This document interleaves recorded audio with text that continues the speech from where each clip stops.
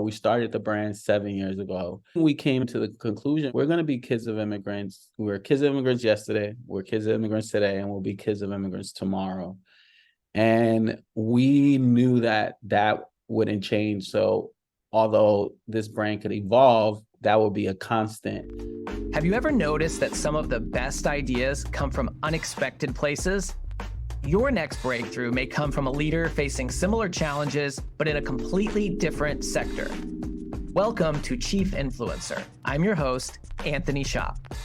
Join us as we explore how today's successful leaders inspire, influence, and connect with others. Chief Influencer is a production of Social Driver and the Communications Board, who have teamed up to spotlight how great leaders and communicators are making their impact in the world. This episode is brought to you by the George Washington University's College of Professional Studies.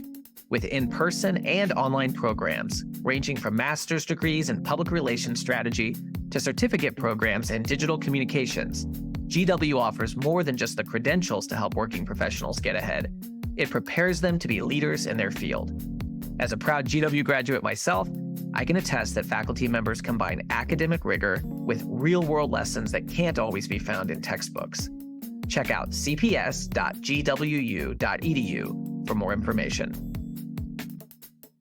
I am so excited to introduce today's guest, Daniel Buezo, founder of Kids of Immigrants, a Los Angeles-based, purpose-driven streetwear brand that People magazine called a cult favorite, and which has had collabs with some of the world's top brands. I'm talking Apple, Nike, Vans, Bad Bunny, and many, many more.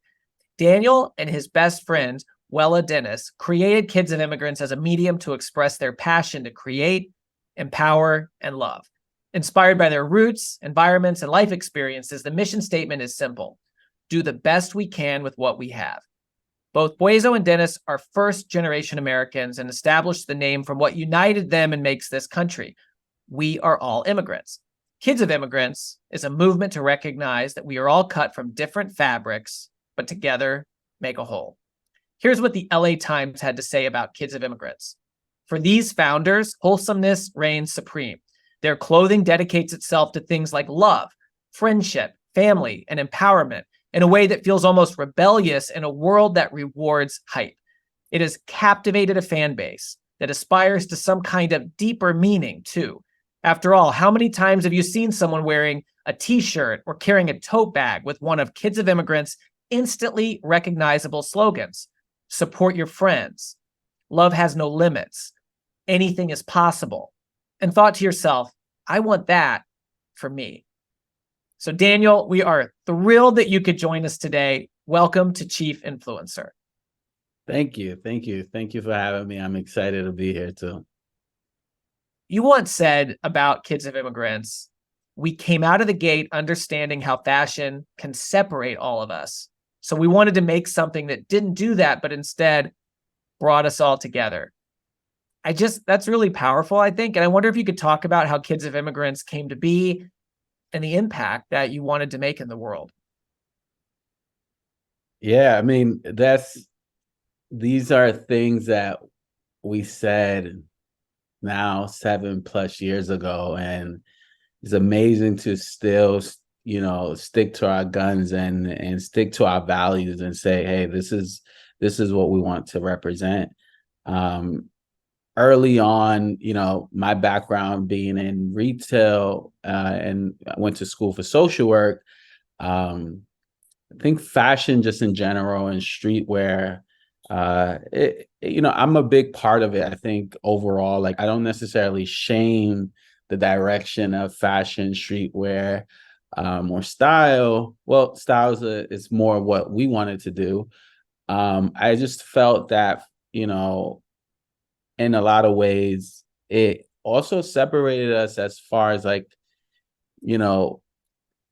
being, if you wear certain things or if you can access certain things in fashion, you might feel better or more exclusive. And I think in a world where unity is needed more and more, we figure that if we can bring that energy into streetwear, we can really like start something that feels good, just something that people can wear that not only looks good and has the taste level, but also make them feel good. And yeah, so I mean, early on, to what you're saying, that those are like things that we said so long ago that I almost forget that we said because it has evolved so much. But yeah, that those were like those beginning thoughts that we were like, it needs to be more than just hype and access and sort of ego driven, you know? I read that Ralph Lauren was an early influence on you. And I wonder if you could talk about that a little bit and what that brand meant to you being a first generation American, and how that inspired the type of brand that you wanted to build, and how that's maybe different in some ways from Yeah. what you experienced with that brand. Yeah. I mean, Ralph is the man, you know, I think from what he created, that is beyond him as a person now, the lifestyle of it, and just how he was able to expand into so many different verticals and really create the American heritage brand that and the standard for American fashion in a lot of ways. Growing up in New York, you know, polo, you know, the what they call the low life, you know, for shortened for polo, like that was part of fashion for us. That was early on streetwear days of Tommy Hilfiger and Nautica and these American heritage brands that we loved growing up and still love to this day. But I think at a certain point I realized that this is not the America that I know. You know, this is not fully representing who I am. And if anything, has a very small influence of, you know, from who I am as a kid of parents from Honduras. So my ongoing saying is like, I wore polo my whole life, you know, a man with a horse on my t-shirt or polo shirt or whatever, and never been on a horse to this day.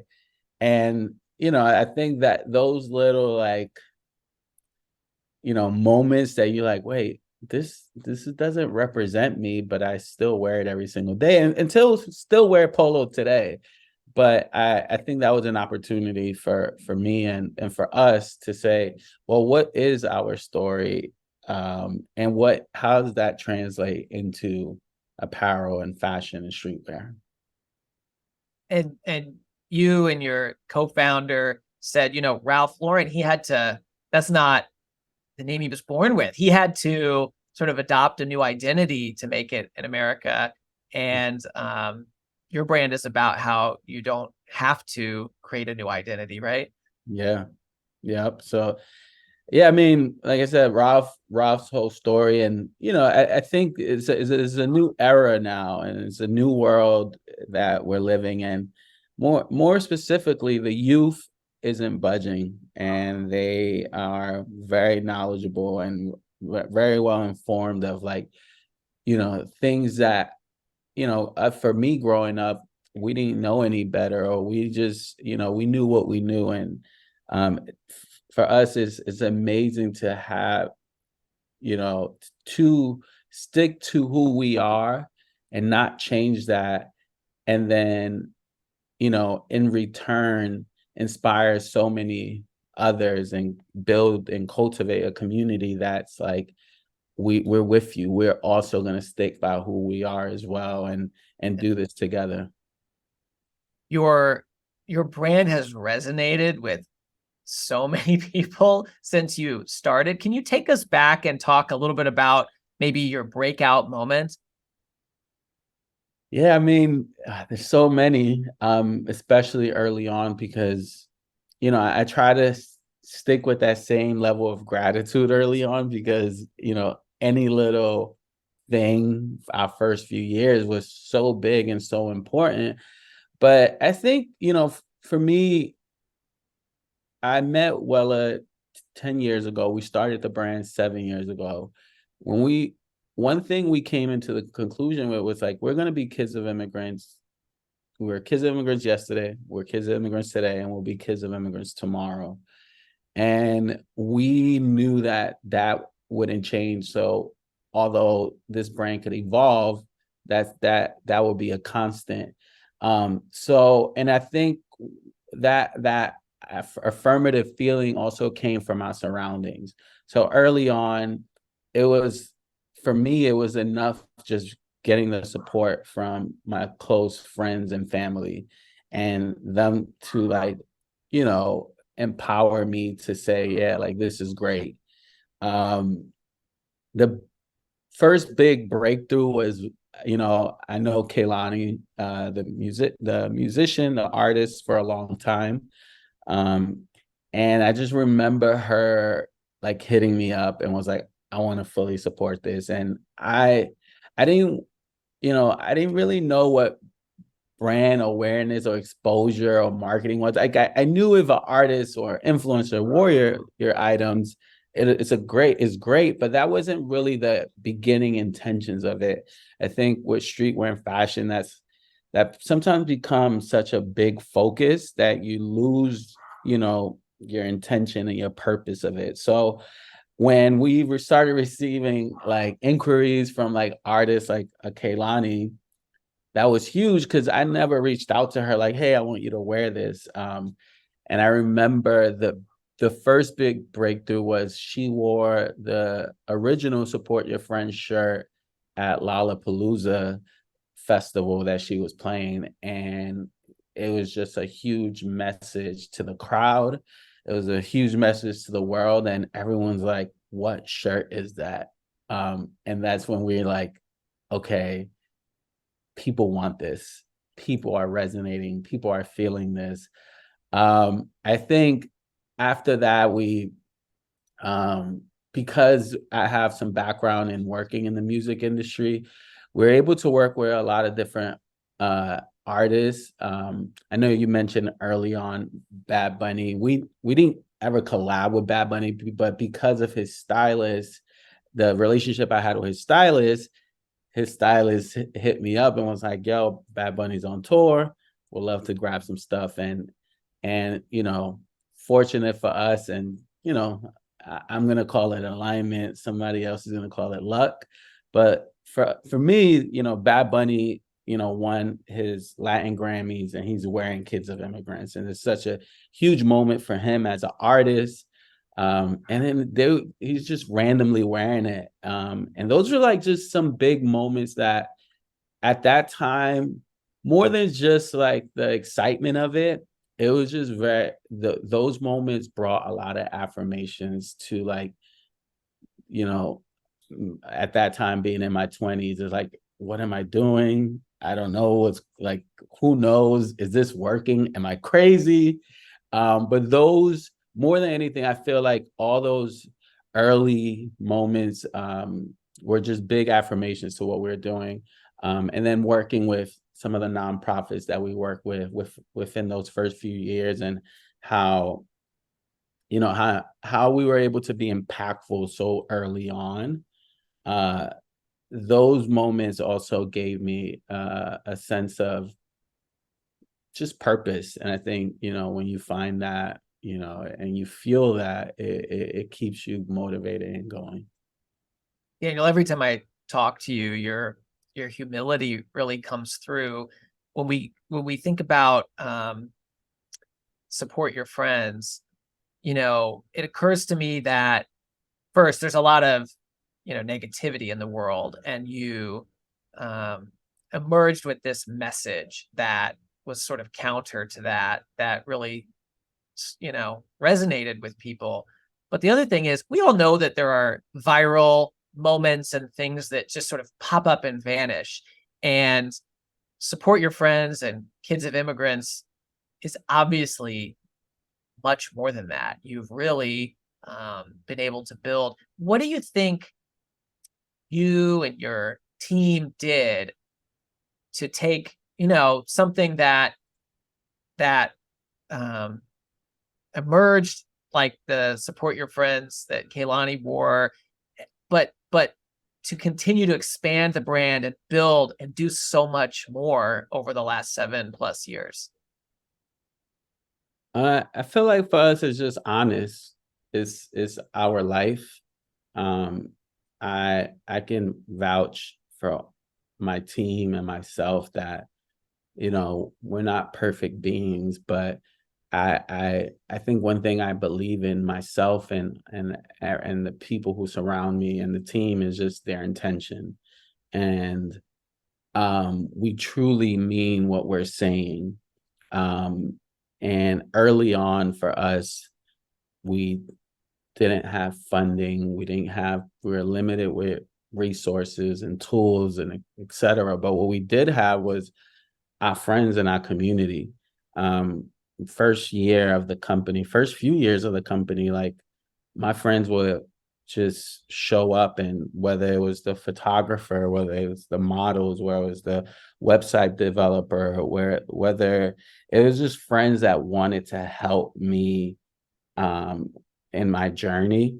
It was nothing in return that they wanted in return outside of like supporting me and the genuine support that we received. So uh when support your friends, we didn't a quick backstory on support your friends. Early on in the company, we didn't do any printables, or we didn't have any cash flow to like actually go into production. Weleh made everything from scraps. So support your friends.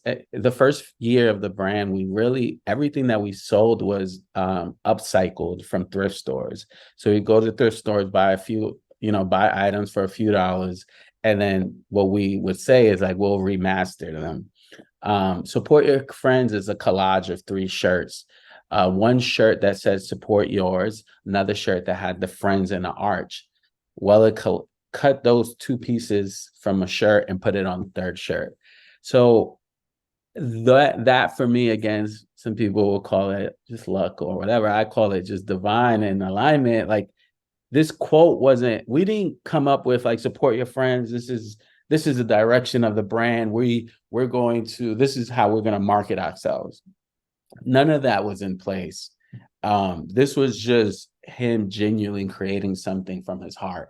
And then when we saw it, honestly, I'm being honest, I liked the shirt. I thought it was great, but I didn't think of that being the shirt that will level us up and that would resonate with the entire world. And it was only one shirt, but the shirt hit so hard, and it was so honest to us and then to all of our friends. Like, when they looked at us and when we looked at them, we knew that this shirt was more than just a design. It was a lifestyle for us. And I strive to keep that level of honesty in what we say and who we are. That is just an incredible story, and that you mentioned it's kind of like almost divine, the way that it all came together. When you think about that ethos of what you're all about, can you talk about the booth that you had at Complex Con? And I think that's just such a perfect example of what your brand stands for. And I mean, talk about support your friends. Can you maybe share that? So I'm a little bit crazy, and I'm sometimes my business decisions business aren't business smart decisions. Well, they seem to be working out. Well, when Complex Con offered us a space, we were very honored. But I've been to multiple Complex Cons every year. It's the biggest streetwear moment in the world of once a year. So when they offered us the space, we knew that we can make a great collection, we can put some marketing behind it and sell it at Complex Con. That's what everyone wants to do at Complex Con for the most part. But I knew for me, it was just like, this is a moment where we are on stage with our peers or with, brands that are in the same industry as us. And we understand that we what we're different at. And, as we're inspired by them, we know why they're inspired by us. So this was a moment to be on stage, the biggest stage of streetwear, and make that statement of who we truly are. And when I first said this to the team and to Complex, I was like, we're going to do the booth. We're going to bring all our friends in, and we're going to give them our platform to showcase their brands, and we're not going to sell anything. And everyone's like, what? Wait. As anyone may know, just in any type of convention, whether it's Complex Con or all other conventions there are in this world, this costs a lot of money to do. This is not any, so, business wise, you're thinking of how you're going to recoup, how you're going to, but for me, I knew this was an investment. I was like, this is an investment in our community. This is an investment in our values and what we believe in. And I don't want anyone to mix the message up. I want it to be very clear that we mean this, what this shirt says, we mean it with our heart. So we invited our friends, 13 brands total, to come to our booth and be part of this story of support your friends. Susu and Debbie, Debbie's our creative director and community lead in marketing. Susu is our experimental producer and so much more. They both are, the backbone to these events. But they produced and designed this booth, and that was a very tough week or weeks of work. And we made it, and we literally brought in these 13 brands up and coming, and gave them an opportunity that I would have wished for at that stage of my company, at that age. And it was the most rewardful thing one of the most rewardful things that we've done as a brand and as individuals, to see the joy and the success that we had. Success for us is what led us to when the community wins, we win, and when we win, the community wins. And I remember we spent a lot of money on this, and 2 weeks before, again, some more divine moments, UPS came in and said they were partnering with someone else. It didn't work out, and they asked, can they be a part of our booth? So 2 weeks before the event, they came in as partners and basically offset the cost for us, which was amazing because we're a lot, a significant amount of money in. And not only did they offset the entire cost for us, but they also gave each brand a $5,000 grant. So it was an incredible weekend. And when I say it was one of the most rewarding moments, is because what that created for us. And I think the level of inspiration is served for so many others. In this world of business and streetwear, that we can still all win together and we can all eat together, I think was priceless. It's such a great story in so many ways. And, it occurs to me, shows like the power that a brand can have, that support your friends was almost accidental. It wasn't what you expected at the beginning to be sort of your core message, even though it obviously was part of your culture. And then you leaned into it and you're like, this is who we are. This is what we're about. And then you did that. And I think even the visuals, for those who have seen the pictures, maybe you can describe sort of the, would you call it potluck style, sort of that visual aesthetic that you had at the Complex Con event?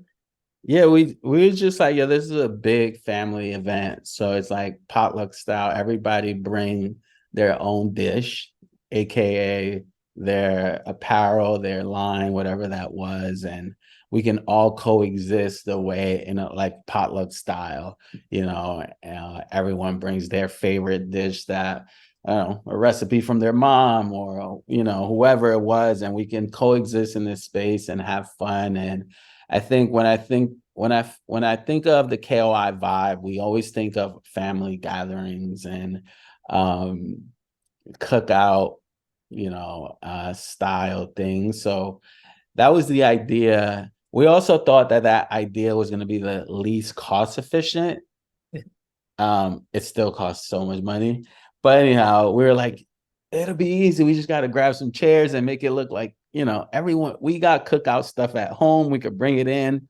But those events just, it takes a great load of money to like make to execute, but we still did it. And then we just wanted to put powerful messages around the entire booth. So it's like, anything is possible. Unity within the community creates opportunity. Support your friends, spread love. So having those things surrounding, as the exterior of it, and then the interior with potluck style, with flags everywhere. We love to like represent our brand through as many representing all flags, all people in one place. Yeah, and literally like metal trays of what could be, mac and cheese or, rice or whatever that have T-shirts and merchandise from all of these brands that you invited to be part of your fashion potluck, your streetwear potluck. I think it's pretty cool, and I imagine was a huge contrast to maybe a lot of the other booths and displays. So it really connected with people in a visceral way, that family kind of potluck style. The other thing I wanted to kind of ask about with this is, you all, Kids of Immigrants, have built partnerships with literally the top brands that have ever existed, right? Apple, Nike, Meta, UPS. And I want to know how you can balance who you are and the vision and the values that you had when you started KOI with Weleh, with what these, publicly traded companies with shareholders want from you, because obviously there's a reason that they want to partner with you and with KOI. And, it occurs to me with the Complex Con example, I mean, you didn't build something that a partner wanted for them. You built what was authentic for you, and then you attracted a partner. But, that must be a tension. And I know it's a tension that a lot of business leaders face when they're trying to build partnerships. So can you talk about that for us? Yeah, I mean, being completely transparent, we've, things have been great, and things have also been great learning lessons for us.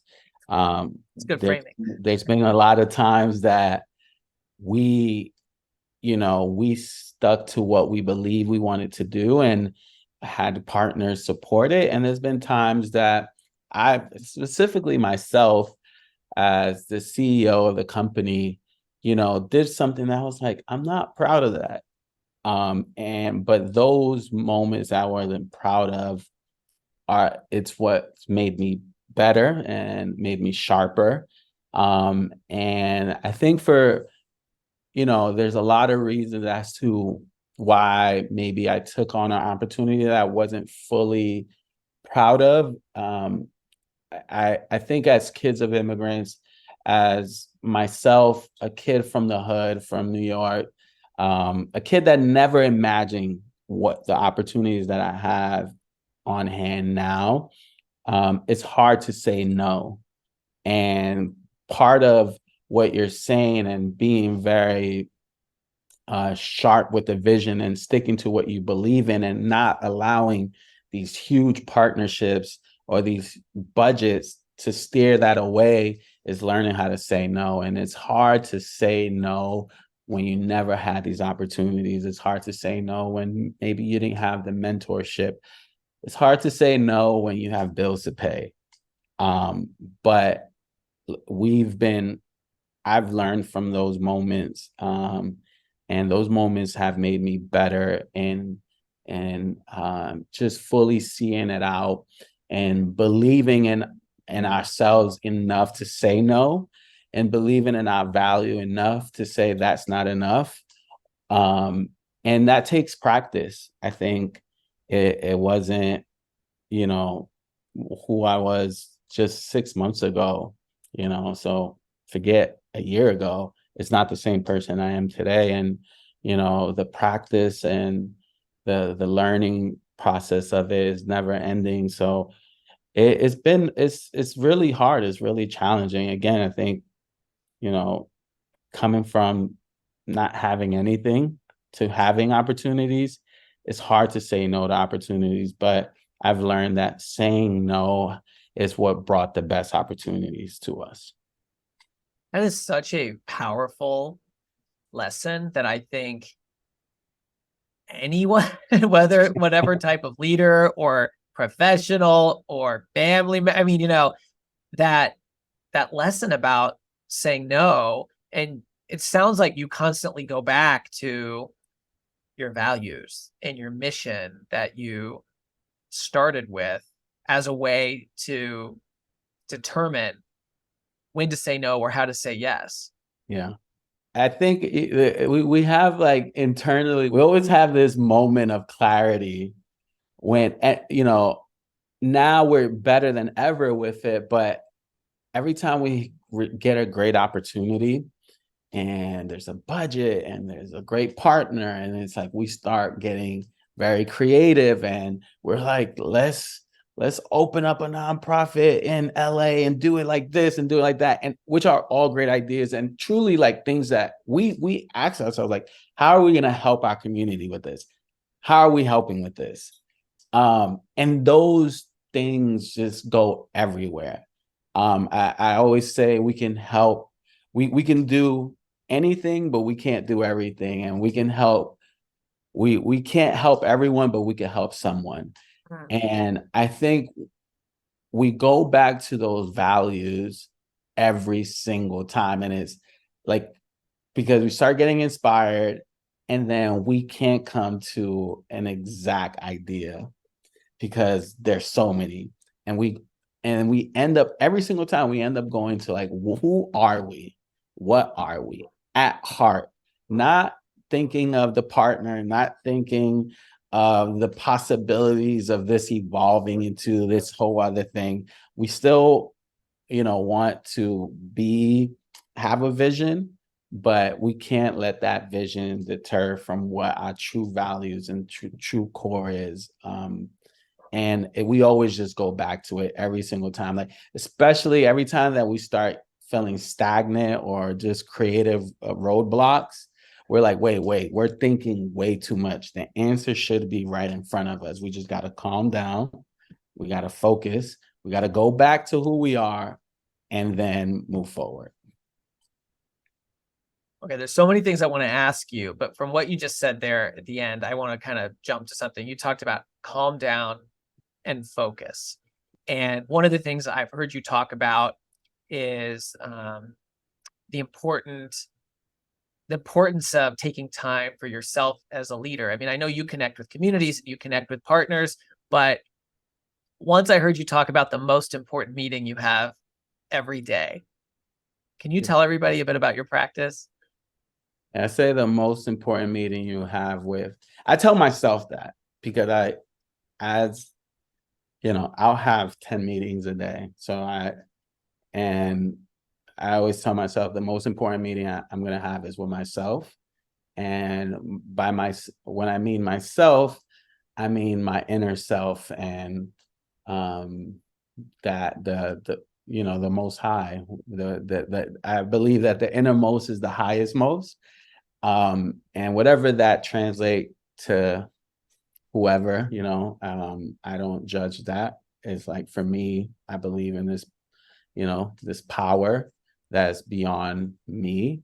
So that's where I ask the most important questions. It's like, we just did this Nike partnership in the spring, and we had so many ideas, and I was going crazy because I was like, damn, all these ideas are good. I became very indecisive, became very eager, a bit anxious. And I just remember telling the team, I need a week. I need a week to ask myself, to ask God, to ask life, what do we need to say? What do we need to tell the world? So I had to just cut the distractions, cut the noise, and go within. And I strongly believe that we all have the answers that we're looking for in those moments of silence. And silence is so powerful. But I'm also, a workaholic. I'll work from the moment I wake up to the moment I go to sleep. But I know that I've learned that productivity and being inspired to do something that's beyond you are two separate things. Like I learned that I can't go to the office to be inspired. Don't get me wrong, there's inspiration there. But to be inspired, I need to just be calm. I find inspiration in doing nothing and sitting still. So, when I'm at the office, we're constantly productive. We have deadlines, we have things we have to do. And so the more we have grown, the more I have grown, the more time that I have to set aside for myself. And that is hard. It's difficult because the more we grow, the more work we have to do. And then I have to also counterbalance that with like time alone. And it's almost like, I think the mind tricks me because of productivity results, tricks me into like that time alone, that time meditating, that time praying, that time writing, whatever it is you do to have that alone time, is not productive. And you need to go to the office. You need to take calls. But it is the complete opposite. And even though I know that really well, I still trick myself into believing that I need to spend less time alone and more time being productive. So, And correct me if I'm wrong, this is a daily practice for you, right? You yeah. try to meditate or pray or spend that time in silence every day. Can you, when did this start? I mean, I think that this is obviously a really important part of your leadership style, your ability to focus and to prioritize and to channel creativity. When did you discover that this was such an important part of who you were?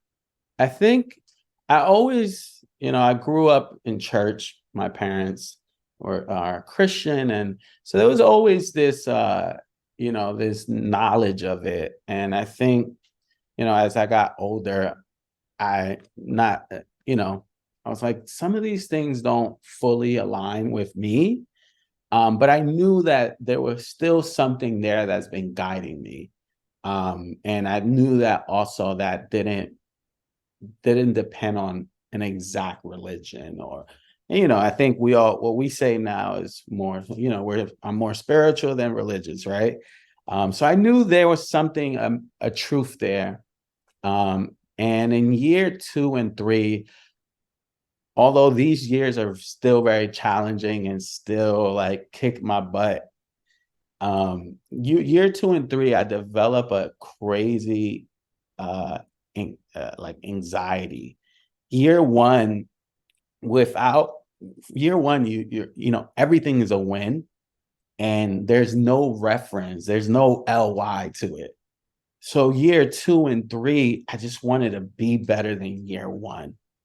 And when it didn't feel that way, and when the results weren't that way, I was just like freaking out. And I didn't even know what anxiety was my whole life. I had little to no awareness of mental health.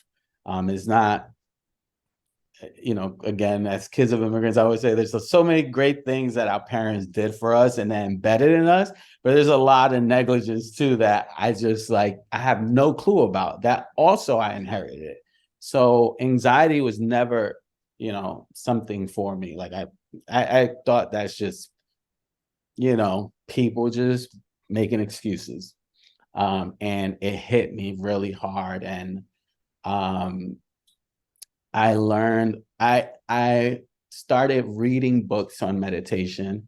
I started listening to Michael Beckwith, which is like a spiritual leader, and just started learning how to meditate. And it's one of the hardest things to do, is to silence the mind.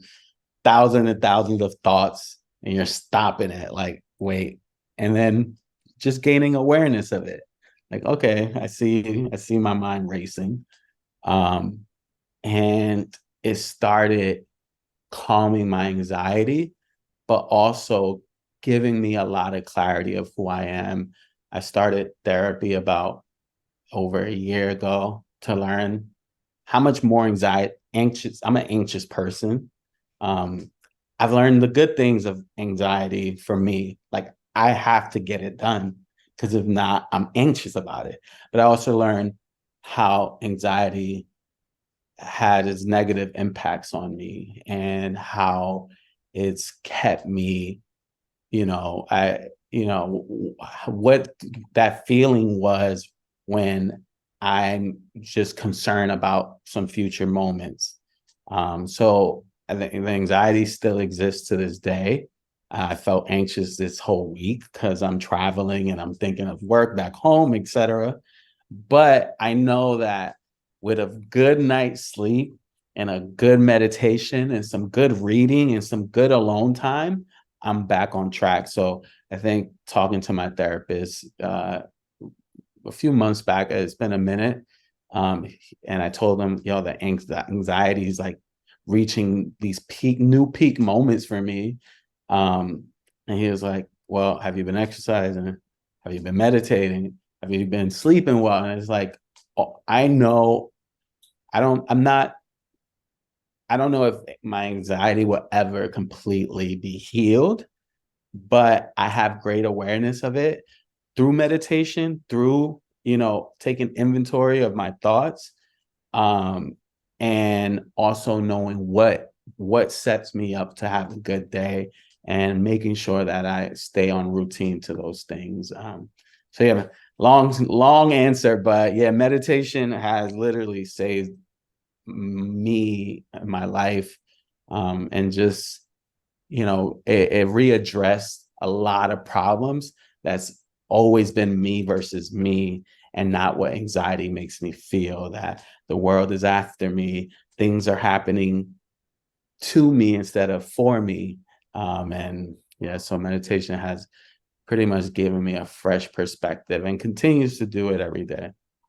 I really appreciate you sharing that because I think it's hard for a lot of leaders to be that vulnerable and that honest. I mean, you mentioned earlier honesty is such an important trait for you and the brand, and you're certainly showing that.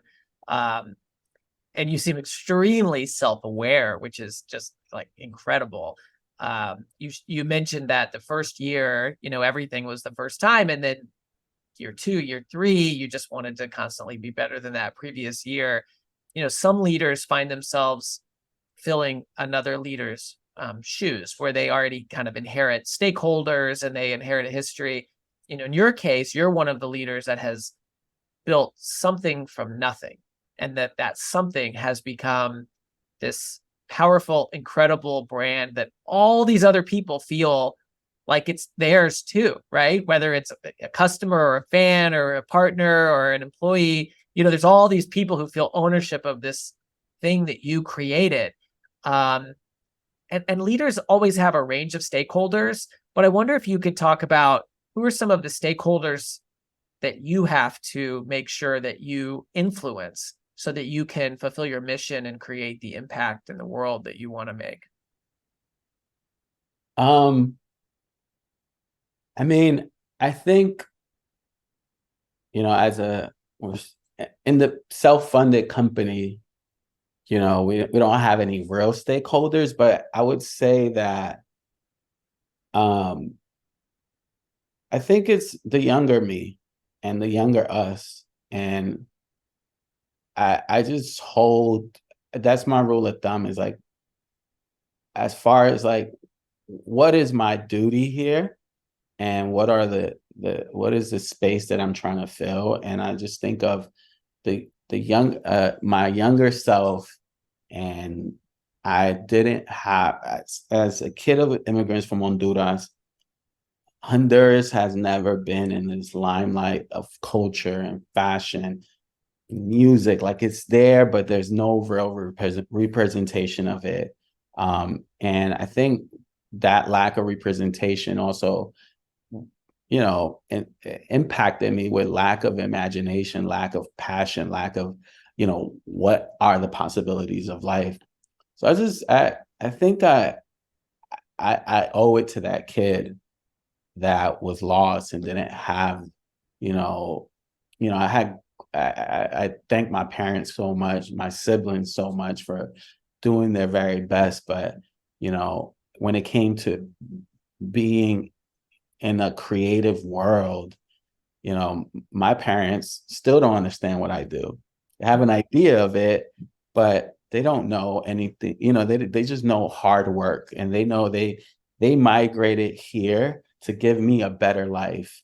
And they want the better life for them is stability. It's going to school. It's being a professional. So it was hard when I did go to school to do that. I graduated. I have a bachelor's in social work, but I was like, I don't know if I can be in this office right now.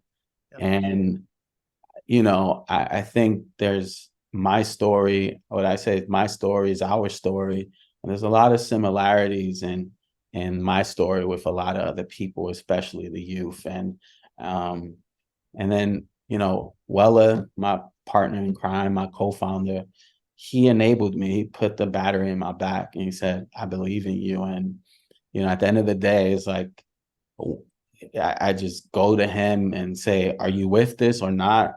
And he's there's no me without him, and he'll tell you the same. But yeah, not sure if that answered the question either. It did, because, well, you talked a lot about community being so important, building community and serving the community. And it sounds like you see that younger version of yourself in the community. And maybe that's one of the reasons that, That's a good point. I feel like I represent a community that I'm in. I am the community. yeah, I am part of this. We're all together in this. So I would say that's a good point, because I owe it to the community too. And you know, I represent something that I am as well. I'm not. I that's We are a reflection of our community, yeah. and we're inspired by them. And it's so rewarding to get that level of support and love from the community, from our community. And it's like it's the driving force to keep going. And you're a role model in that community, but also beyond, right? For people who aren't kids of immigrants, lowercase, but who see you as a leader and see the brand that you've built. Yeah. I think the this day and age that we're living in is changing so much. And I want to say I believe in the youth. I believe in the next generations. I know, as much as fucked up shit that's going on in this world, I believe in the good of it too. And I feel that we are a part of that, and we are intentional and purposeful that way. And I feel that yeah, like there's I'm the fact that I'm a role model, or that people look at me as inspiring, and all I'm saying is I'm looking at you, and I'm doing this for you. And I think, it's I think the level of, I always I don't want to get too deep. I know we got limited time, but I always think of leaders, and I'm not judging anyone, but when I think of leaders and I don't hear words like love, and unity and these like values that are so important. Like I barely hear leaders talk about love. And it's like, these people that you're leading is not just another number on the board. This is not just another, these are actual people. So when we're talking about leading, if we're not talking about love, then I don't know what we're doing.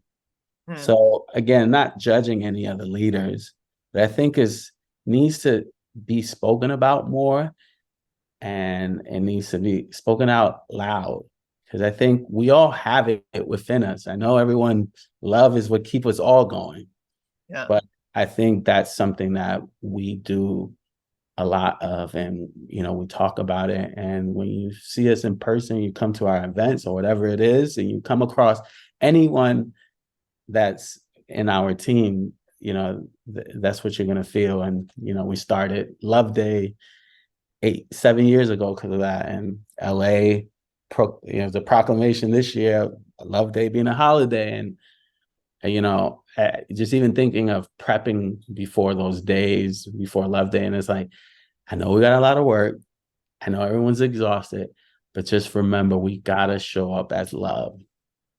Well, and you say you want more leaders to talk about love, and because you started Love Day as your kind of annual celebration, you have these corporations that have joined on, and they're helping to make it possible, right? So you are getting more leaders to talk about love and to be part of that. Yeah. Lastly, I just want to ask you, you said to me before, you don't really see yourself as the most up-to-date person in fashion. Chief influencers often tell us they don't get the most inspiration from their direct industry peers, but they get inspiration from other places and other spaces. I wonder if you could share where are some of the places outside of your own industry that you have found inspiration to build and grow Kids of Immigrants? I think I a lot of my inspirations, because of what I'm driven by, is based on just other creatives, but specifically other creators that use their platform for more than just their art, and their art is more than a song that they write or a painting that they do, or a book that they write. Um, I'm inspired by those creatives that made it so much bigger than them. Um, and I think if I think of fashion, I think of Virgil. Um, I think even that, to see the impact, not that he had in fashion, but the impact he had in others, was like, wow. I, one recently, the co-founder of Born and Raised, a LA-based brand, passed away about 3 months ago. It wasn't a close friend. We knew each other, but again, he passed, and I just thought, like, it's not even about the brand. Yeah, cool brand is amazing, but the impact he had in people is just, and just the how he empowered people. And then I just go back to, like, I think of this era of the Muhammad Ali's, of the Nina Simone's, of the James Baldwin, of the Marvin Gaye. I think of these musicians, the Maya Angelos, of people who, like, were super talented artists, and took their art to be a platform for the betterment of their community and their people. And I think that, to me, that the way that makes me feel and the way that empowers me is always my inspiration. Oh, I love that.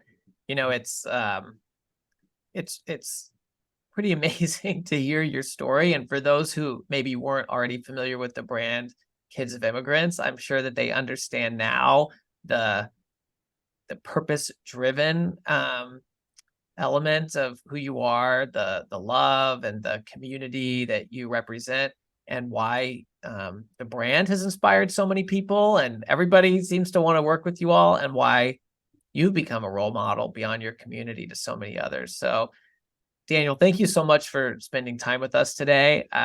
Tons of great lessons that you shared. We really are grateful for your time. Thank you. Thank you for reminding me of who I am. Sometimes I forget. Thank you for joining us for another episode of Chief Influencer, a production of Social Driver and the Communications Board. If you know a leader who should be featured as a Chief Influencer, please nominate them at chiefinfluencer.org. For show notes and more, visit us at chiefinfluencer.org or follow Chief Influencer on LinkedIn. Until next time.